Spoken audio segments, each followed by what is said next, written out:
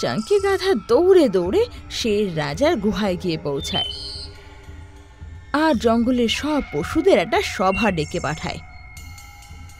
আমার জঙ্গলবাসীরা, তোমরা হয়তো ভাবছো তোমাকে এখানে কেন ডেকেছি আমি। হ্যাঁ মহারাজ, ব্যাপারটা এই, অনেক বছর ধরে চলে থাকা একটা নিয়ম আমি শেষ করতে চাই। কিরম নিয়ম? বছরের পর বছর জঙ্গলে একটাই নিয়ম চলে আসে, জঙ্গলের রাজা যে সিংহ, তাকে সবাই মহারাজ সিংহ বলে ডাকবে, কিন্তু না, এখন থেকে সিংহকে সবাই ডঙ্কি বলে ডাকবে। চাঙ্কি গাধার এই কথা শুনে সব পশুরা অবাক হয়ে ওকে দেখতে লাগে। এ আপনি কি বলছেন মহারাজ? সেটা কি করে সম্ভব? একদম হতে পারে মাঙ্কি বাঁদর, আমি জঙ্গলের রাজা, আর এটা হতেই পারে আজ থেকে তুমি আমার জন্যে জঙ্গলে খাবার নিয়ে আসবে।